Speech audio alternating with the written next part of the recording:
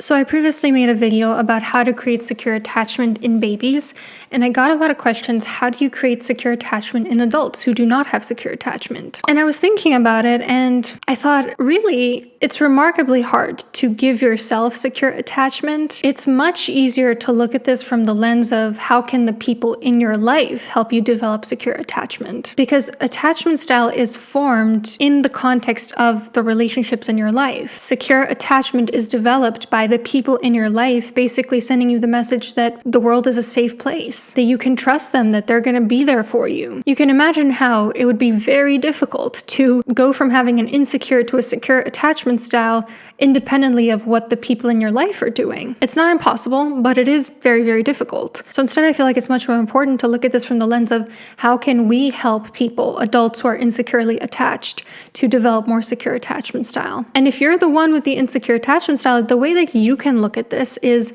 what kinds of people should I surround myself with? What characteristics, what behaviors do they take part in that signal to me they're a person who will help me become more secure in my attachment style? Because I can tell you right now, I didn't used to have a very secure attachment style. I feel like I have a pretty secure one now. Number one thing that helped me get there was being in a secure relationship with my now husband. So without further ado, what would someone need to do to help an adult foster secure attachment style? And if you are that adult who does not have secure attachment style, what characteristics should you look for in the people you want to surround yourself with?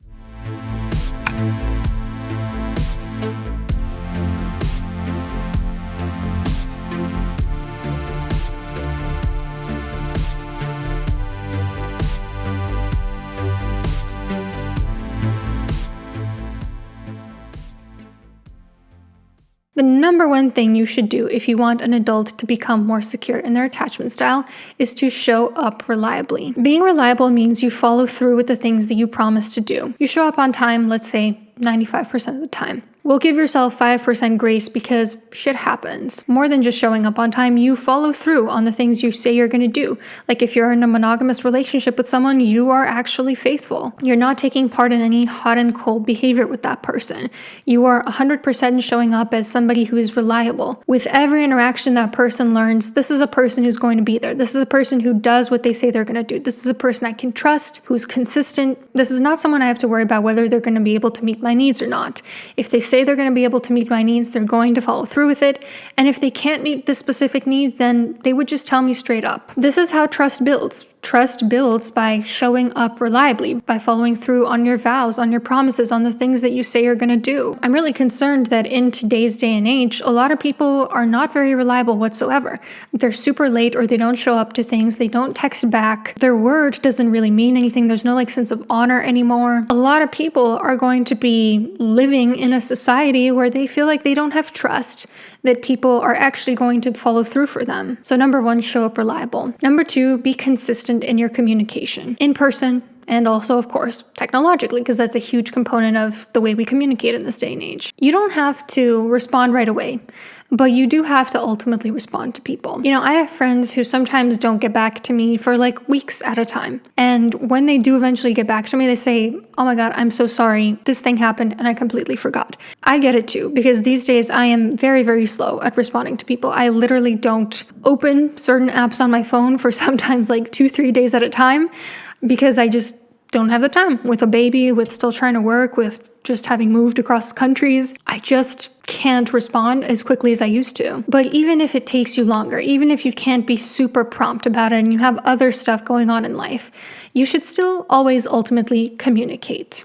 And specifically, don't play games about waiting a certain number of hours. If you're responding to one person, but then ignoring somebody because they waited 3 hours to text you back, and so you want to wait 4 hours to text them back, don't play games like that. That's just going to erode the trust in the relationship. Now, some people have bad emotional object permanence. Some people literally drop off the face of the earth when someone is not right in front of them. I have a friend like that who basically recently ghosted me and my husband for many, many months. They were supposed to show up to an event and they committed to it, and then they just completely ghosted us. Now, don't get me wrong, I can be hurt by that. I can expect an apology before moving forward with this friend, but because I have a secure attachment style now, it doesn't really bother me as much as it would have if I still had an insecure attachment style. If you have an insecure attachment style, people like that are not a good fit for you. People who are very much love the one you're with, who forget about you the second you're out of sight, out of mind, they're not people who are going to help you build secure attachment style. Be consistent in your communication with people who you want to develop a sense of trust. Number 3, help soothe them in times of distress. Just like how a baby needs the comfort of their primary caregivers when they're in distress, adults also need the comfort of their primary attachment figures when they're in times of distress. We're not independent creatures. It does not come naturally to self-soothe, even for adults. When people talk about like baby self-soothing, I'm like, what are you talking about? Even adults are not meant to self-soothe. There's a reason why just imagining a 30-second hug from a loved one when you're, dysregulated is so helpful. The fastest way to cope with distressing situations is in the context of relationships, in the context of somebody who loves you, who you also love, being there for you, helping you through it. That's why having a really good therapist is, so helpful, because it's literally having someone walk through the fire with you. So when your loved one is anxious or distressed or sad or feeling ashamed or anything else, give them a hug, hold their hand, say soothing things like, I know you're having a really hard time today. I'm really sorry. Help soothe them in times of distress. Number 4, accept them as an imperfect human. Secure attachment forms when we realize that we can show up as our authentic selves, as our imperfect selves in relationships, that we're not going to be abandoned for it. Because think about it, in a lot of relationships, that's not the case. This person might have been dropped by a former partner the moment they expressed a reasonable request, like, hey, please don't flirt with people in front of me. Or maybe they were made to feel by their parent growing up like everything they did was wrong. It's a big deal to implicitly give someone the message that I see you for your full self and I still want to be here beside you. That means not just cutting people off when things get tough, not making them feel like a terrible person for having very human flaws, making it clear that you still hold them in high regard after a conflict, so on and so forth. Accept them as an imperfect human. Number 5, practice healthy separation from this person and then reunion. In babies, secure attachment looks like when their primary caregiver walks out of the room, getting really distressed about it, but then when their parent walks back in the room, quickly calming down. Now, with time, children learn that mommy or daddy eventually comes back. I can trust that they can leave and they'll return. They're not just going to abandon me. So as adults, healthy attachment becomes being okay with being separate people, with having sometimes a little bit of distance, and then loving it so much when you reunite with that person. So it's perfectly okay if you want your loved one to develop secure attachment, to do your own thing for a little bit and then connect about it when you reunite. It's okay to sometimes separate for a bit of time, because I don't know if you've noticed, but often the best bonding time happens after a couple spends time apart. Now, for people who have insecure avoidant and insecure disorganized attachment styles, it's really important for them to feel like the other person isn't smothering them or isn't, completely enmeshed with them, because when they start to feel like this person is suffocating me, they tend to push that person away. So it's particularly important to do this with those individuals, to take some space, to let them breathe, and then reunite. Doing so sends the message, people come back when they're away for a bit. We're separate beings, but we will always find our way back to each other. And number 6, validate but don't enable. People with insecure attachment often need to have their emotions heard and validated because they might not have experienced that in the past. Emotions are like a fire alarm. If you ignore it, it's going to keep going, and it's going to get more and more distressing and might get louder and louder to be heard. Versus if you attend to it, if you acknowledge it, then it stops. Even if it's going off for faulty reasons, even if there's no actual fire, you need to attend to it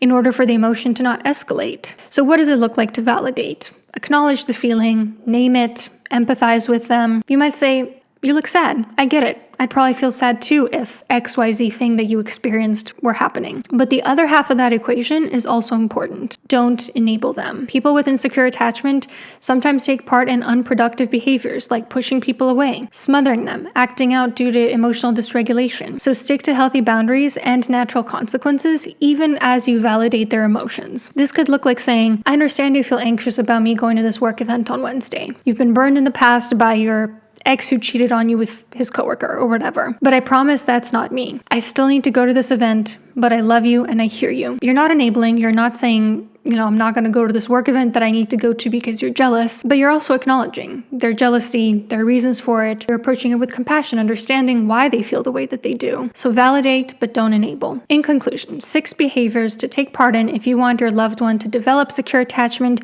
and 6 behaviors that you should look for in the people around you if you yourself are the one with insecure attachment. Show up reliably, be consistent in communication, help soothe them in times of distress, accept them as an imperfect human, practice healthy degrees of separation, then reunion, and validate but don't enable them. Ultimately, you could do all of these things and it wouldn't be enough for the person with insecure attachment style. They have to want it too. They also have to take proactive steps to change if that's what they want. But if you take part in these behaviors, it will really help. Hi, just want to mention, I have a relationship skills course out called the Connection Course. It contains over 4 hours or 252 minutes of 15 lectures, as well as 20 pages of handouts. We're talking journaling prompts, exercises, homework assignments, and a community forum where you can ask other students and myself questions about the course or helping apply some of the exercises if you're struggling with them. This course goes into all the foundational skills of healthy relationship that I think are important for people to have, like communication skills, understanding what healthy relationships are, what are the ingredients of healthy love, emotion regulation, how to keep your relationship positive, attachment style, boundaries, conflict management, how to recognize unhealthy relationships, how to end unhealthy relationships, self-assessments, and more. So if this sounds like something that would be helpful to you, I'm going to include a link to it at the very top of the description box of this video. Check it out. It is on LearnWorlds, and I have pay over time options as well. Now, if you want a video on how to validate without enabling that goes a lot more in depth, you can find that on the next page. See you soon. Tell me what you want, what you need. Tell me, tell me, tell me. Tell me what you want, what you need. Tell me, tell me, tell me. Tell me what you want, what you need. Tell me, tell me, tell me. Tell me what you want, what you need.